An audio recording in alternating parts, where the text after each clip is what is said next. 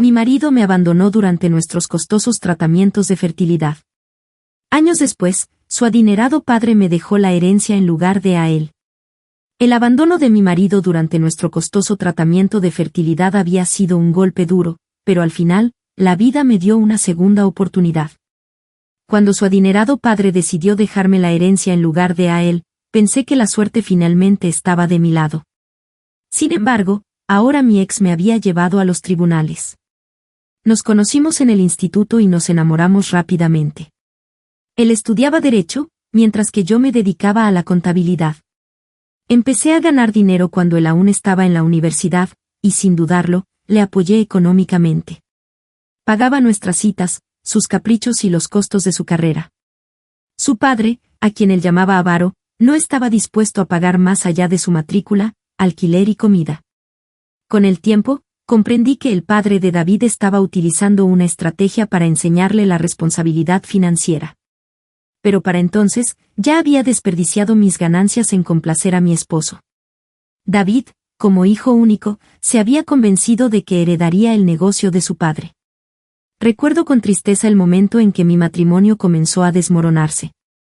Mi esposo, David, abandonó la universidad y se unió al negocio de su padre. Nos casamos poco después, pero no tardé en darme cuenta de que él simplemente esperaba beneficiarse del fruto del trabajo de su progenitor sin esforzarse demasiado. Su padre intentó inculcarle seriedad y enseñarle lecciones de negocios, pero David no estaba dispuesto a aprender y deseaba obtener dinero fácilmente. Después de 2 años de paciencia, el padre de David lo despidió y le exigió que trabajara en otras empresas durante 5 años antes de permitirle regresar. En aquel entonces, creí cada palabra que David me decía y me dejé llevar por su versión de los hechos. Su padre era un hombre duro e insensible. Ahora, en retrospectiva, me doy cuenta de que fui ingenua al creerle ciegamente y que su padre estaba en lo cierto. Finalmente, después de una serie de luchas y despidos, David consiguió un trabajo estable y comenzamos a planificar tener un hijo. Sin embargo, nuestro viaje hacia la paternidad se tornó arduo. Pasaron meses sin ver las esperadas 2 líneas en la prueba de embarazo. Después de intentarlo de forma natural durante más de 2 años, nuestro médico nos sugirió recurrir a la fertilización in vitro. La FIV fue un proceso agotador en todos los sentidos, físico, mental y, por supuesto, económico. Nuestras facturas médicas aumentaron considerablemente, pero yo estaba decidida a tener un hijo, incluso si eso significaba utilizar todos mis ahorros. David no compartía mi entusiasmo, pero no se negaba a tener un hijo. Hizo lo que debía hacer para concebir, pero cuando el médico le explicó el proceso de la FIV, su tasa de éxito y las facturas médicas, David se volvió irracional. Aunque es comprensible que la situación lo abrumara, su actitud comenzó a causar problemas entre nosotros. Me dijo que estaba sola en esto, que no le gustaba su trabajo y que podría dejarlo en cualquier momento. Afirmó que me apoyaría, pero también admitió que estaría de acuerdo si no tuviéramos hijos. Caminé a ciegas hacia la maternidad, ignorando las señales de peligro que se desplegaron ante mis ojos. Por fortuna, mi carrera prosperó mientras enfrentaba los desafíos médicos que parecían abrumar mi existencia. Usé mis ahorros para iniciar el proceso de fertilización in vitro, pero pronto me encontré sumida en un mar de inyecciones hormonales, medicamentos interminables y angustia. Pero todo fue en vano cuando nuestro primer intento fracasó. El dolor fue tan intenso que pasé días en la cama, tratando de encontrar la fuerza para seguir adelante. El médico nos preparó para el siguiente intento, pero las preocupaciones financieras comenzaron a aflorar a la superficie. Mis ahorros se habían agotado y me vi obligada a pedirle a David que contribuyera. Después de muchas discusiones, me dio 3,000, lo que apenas cubría el 5% de los gastos que enfrentábamos. Recurrí a amigos y familiares para pedir dinero prestado y me embarqué en otro intento, pero fracasé nuevamente. El dolor de la deuda y la ausencia de un hijo se apoderaron de mí, y por un momento, renuncié a mis sueños de maternidad. Sin embargo, una amiga me habló sobre un préstamo médico y, con el corazón lleno de esperanza, decidí intentarlo una vez más. David se opuso firmemente a mi decisión, y mi familia también cuestionó la idea de gastar tanto dinero sin ninguna garantía de éxito. Pero algo en mí me impulsó a seguir adelante, a pesar de la oposición. A medida que avanzaba en el tercer intento de FIV, la distancia entre David y yo se hacía más evidente.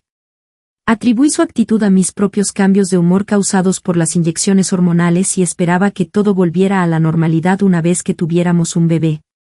Sin embargo, no pude ver que nuestra relación ya se había deteriorado más allá de lo que podía reparar.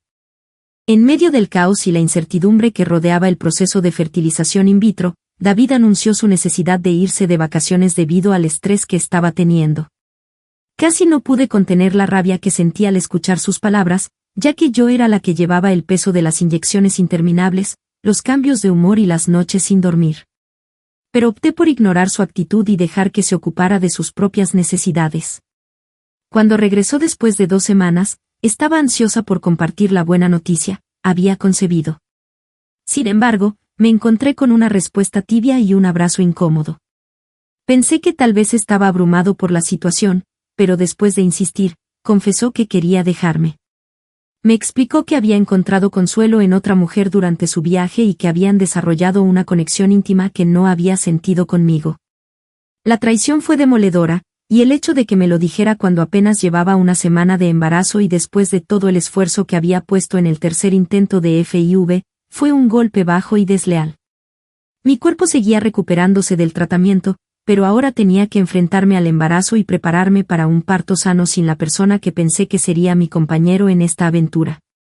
En ese momento, la ira y la decepción se apoderaron de mí, y le dije que se fuera.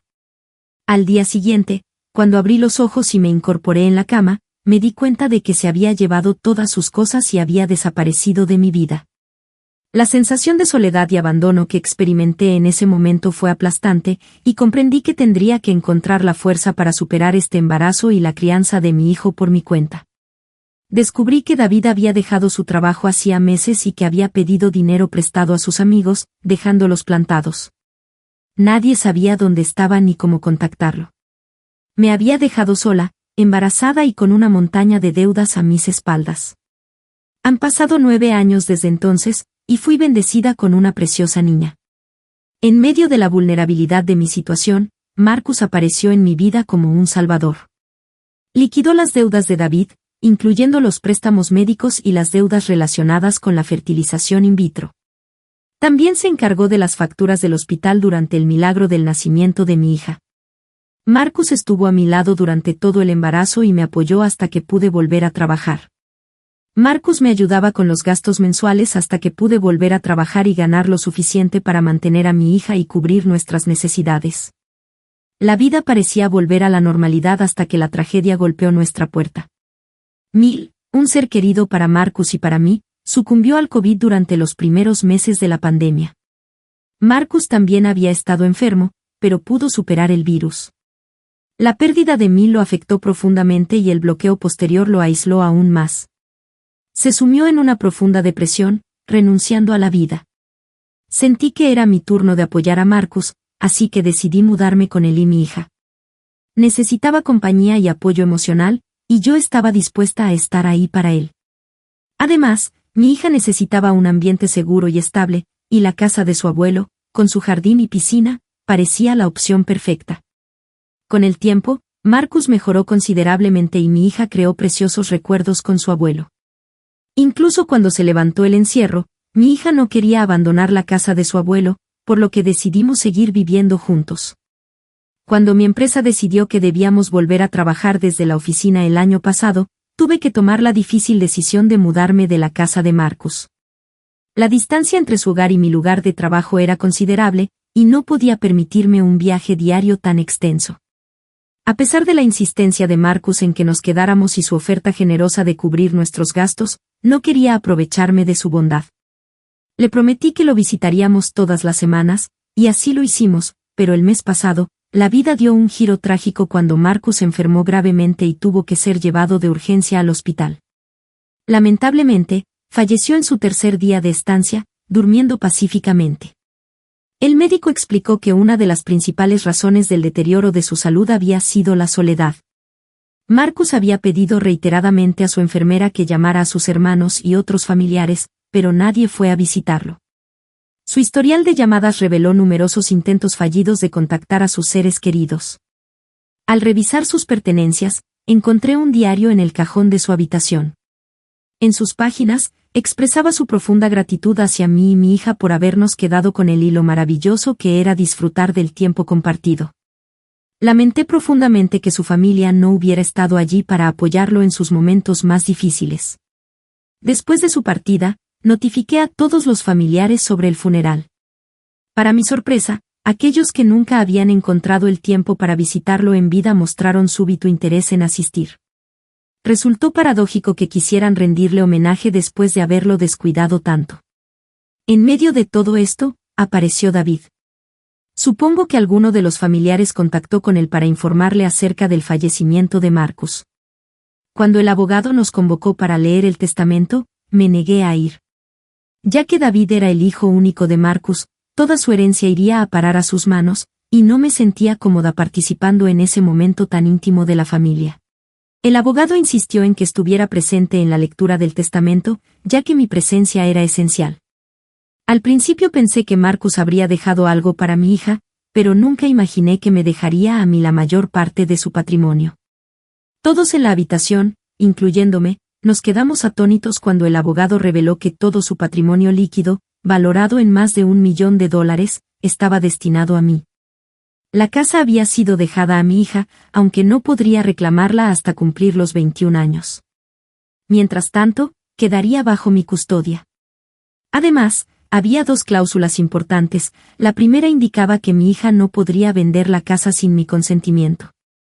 La segunda estipulaba que David no podía revocar el testamento, pero que yo tenía la opción de ceder parte de la herencia si así lo deseaba.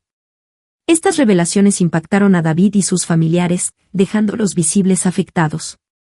Tras el fallecimiento de Marcus, David se mudó a la casa con sus pertenencias, y parecía haberse vuelto amargo después de conocer las decisiones de Marcus. Sin embargo, no mostraba intención de abandonar el hogar, a pesar de que ya no le pertenecía. Un mes había transcurrido, y seguía allí, culpándome de haberle robado la herencia y alegando que había manipulado a Marcus para cambiar el testamento a mi favor. Los familiares de David me insultaban, y algunos amigos y parientes también me hacían sentir culpable por aceptar la propiedad de Marcus, argumentando que originalmente habría correspondido a David y que no debía perder la oportunidad de heredarla solo por haberme abandonado en el pasado. Todos teníais razón al decir que Marcus me brindó la oportunidad de vengarme de David. Sin duda, Marcus debió anticipar que su hijo se presentaría en su funeral para reclamar su herencia, y por eso creó un testamento irrefutable. Aunque nunca me interesó el dinero de Marcus, él me dio la posibilidad de poner a David en su lugar, y no voy a desperdiciarla. No puedo permitir que David malgaste el dinero que costó tanto a su padre ganar. Como mencioné anteriormente, David seguía viviendo en la casa de Marcus, así que le pedí al abogado de Marcus que enviara una orden de desalojo. David se volvió loco al recibir la notificación, pensando que me enfrentaría directamente y que me echaría de la casa. En lugar de eso, tomé la ruta legal, dejándolo en una situación vulnerable. La notificación le daba una semana para desalojar la casa. Se resistió hasta el último día, cuando el abogado amenazó con llamar a la policía, según lo estipulado en la orden de desalojo. Durante esa semana, David intentó todo lo imaginable para forzarme a entregarle la herencia, desde llamadas amenazantes hasta aparecer en mi puerta y destrozar mi coche. Haría cualquier cosa, pero mantuve la calma. Nunca respondía a sus llamadas, si llamaba desde un número desconocido, colgaba o guardaba silencio y grababa la conversación. Si se presentaba en mi casa, no atendía el timbre, ya que había instalado una cámara en la puerta y guardaba detalladamente todas las grabaciones de sus acciones para usarlas en su contra. Finalmente, David desalojó la casa pero presentó una demanda para anular el testamento. Aunque no soy experta en terminología legal, mi abogado me dijo que el caso de David era débil y que no tenía posibilidades de ganar en los tribunales. Mi abogado me advirtió que la única forma en que David podría obtener la herencia sería manipulándome, así que tenía que ser fuerte. Mientras tanto, también envié a David los papeles del divorcio. No podía creer que se sorprendiera porque quisiera separarme de él. Afirmó que no deseaba divorciarse de mí. El abogado de David alegó que nunca se divorció de mí, pero, ¿de verdad? Qué ironía, considerando que me abandonó hace 9 años. Un simple papel no define la unión o la separación. Habíamos estado separados durante 9 años, y el divorcio simplemente lo haría oficial. Aunque el proceso de divorcio aún no ha avanzado, nos encontramos en medio de una batalla por la herencia. David ha superado todos los límites de la decencia, acusándome de lavarle el cerebro a Marcus y obligarlo a cambiar su testamento a mi favor. A pesar de lo absurda que era la acusación, él se mostró aún más amargado al alegar que Marcus estaba medicado y no tenía la capacidad mental para redactar su testamento. David fue nombrado heredero en el primer borrador del testamento de Marcus, pero, después de que él nos abandonara, Marcus lo actualizó y me asignó una parte de su patrimonio, manteniendo la mayor parte en manos de David. Sin embargo, cuando nos mudamos a vivir con Marcus durante sus últimos días, redactó la versión final y dividió su patrimonio entre mi hija y yo. David intentó usar la cronología de las actualizaciones en su beneficio, insistiendo en que yo había manipulado a Marcus para que cambiara todo a mi nombre. Esto sucedió durante la primera audiencia. Mi abogado me advirtió que la situación podría volverse aún más fea con cada nueva vista, por lo que tenía que ser fuerte y perseverante. No podía anticipar lo que vendría después, pero estaba decidida a soportarlo. Actualización, hola a todos. Debido a la sensibilidad del caso en curso, mi abogado me instruyó para no revelar información públicamente, ya que podría ser utilizada en mi contra. Ahora que todo ha terminado, escribo este post, aunque me abstendré de entrar en detalles específicos. Fue una lucha legal prolongada y agotadora. Cada audiencia traía nuevas acusaciones y desafíos. La tensión y la ansiedad se hicieron casi insoportables en algunos momentos, pero no me rindí. Llegó un momento en el que la situación se volvió insoportable. El abogado de David alegó que yo mantenía una relación ilícita con Marcus y que lo chantajeé para que redactara su testamento a mi favor. Hasta ese momento, había sido fuerte, pero escuchar semejante acusación me hizo estremecer hasta el alma. Me desmoroné ante el juez, relatar cada una de las heridas que David me había infligido. Sin embargo, esta acusación fue demasiado repulsiva para soportarla. ¿Cómo podía David ensuciar la reputación de su propio padre, difunto y vulnerable? ¿Cómo puede alguien caer tan bajo por el dinero? Me doy cuenta de que la gente pierde toda ética, moral y valores ante la potestad del dinero, y David es el mejor ejemplo de ello. Llegó al punto de discutir la vida íntima de su padre fallecido en un tribunal. Para mí, Marcus fue como un padre, y cada vez que pienso en la acusación de David, me enferma. Lo peor de todo es que la gente disfruta alimentando estos chismes repugnantes. No había pruebas de esta acusación, pero los familiares de David empezaron a llamarme la amante de Marcus. ¿Alguien puede imaginar el trauma que he pasado? Conseguían cita tras cita para presentar pruebas de esta afirmación, pero nunca pudieron. Mi abogado dijo que esta alegación se hacía solo para destruirme emocionalmente. En cierto modo, lo lograron. Estaba a punto de rendirme y le dije a mi abogado que le diera todo a David. Ganaba lo suficiente para mí y para mi hija, pero ella me apoyó y me instó a seguir luchando por el bien de su abuelo. Mi abogado también confiaba en que saldríamos adelante porque David no tenía pruebas para su demanda. Solo jugaban juegos mentales para quebrarme. Incluso en el caso de divorcio, David jugó sucio. Afirmó que me había dejado porque yo lo torturaba mentalmente y le culpaba por no poder concebir.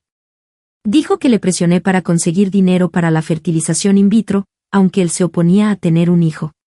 El caso se complicó aún más cuando David alegó que había manipulado a Marcus para echarlo de su empresa, insistiendo una vez más en que tenía control sobre Marcus debido a una supuesta relación física. Todas estas historias eran completamente falsas y carecían de pruebas. Cuando le pedí a mi abogado que iniciara el proceso de divorcio simultáneamente con el caso de la herencia, me advirtió que debía esperar y resolverlos uno a uno. Sin embargo, yo me mantuve firme en la decisión de resolver ambas batallas legales conjuntamente. Mi abogado me alertó de que David podría complicar aún más ambos casos, pero fui ingenua al subestimarlo y no anticipar lo despiadado que podría llegar a ser. Fue, efectivamente, una época extremadamente dura. Tardamos 2 años en resolver ambas disputas legales. David perdió en ambos casos. El juez reprendió a él y a su abogado por presentar innecesariamente nuevas acusaciones sin fundamento. Afortunadamente, Marcus había sido inteligente al incluir una cláusula que imposibilitaba que su heredero legal, David, anulara el testamento en el caso de divorcio. Tenía pruebas suficientes para demostrar que David me había abandonado por su amante. El divorcio quedó finalmente resuelto, y no tengo nada más que ver con él. Desapareció luego de perder ambos pleitos.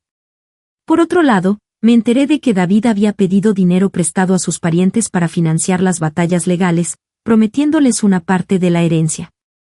Lamentablemente, habían apostado por un caballo que no solo perdió sino que huyó tras la derrota. Ahora intentan aparentar amabilidad conmigo, pero los he bloqueado a todos. He contratado seguridad para la casa de Marcus para evitar cualquier intruso, ya que la propiedad está lejos de mi oficina y de la escuela de mi hija. Puede que no nos mudemos a esa casa en un futuro cercano, pero no permitiremos que se quede vacía. Mis amigos me sugirieron alquilarla para eventos sociales, pero tendríamos que realizar algunas modificaciones estructurales. Todavía debo considerar la idea. Podría parecer un final feliz, pero aún no logro sentir esa felicidad. Fue un periodo difícil. David me hirió profundamente, al punto que tuve que recurrir a terapia. No estoy segura de si alguna vez volveré a tener una vida tranquila. No recuerdo haber tenido un día completamente feliz en mucho tiempo. Supongo que necesitaré varias sesiones más de terapia para recuperarme. Gracias por acompañarnos hoy en Relatos Reddit RJ. No olvides darle me gusta, suscribirte y activar la campana de notificaciones para no perderte nuestro próximo vídeo. Hasta la próxima.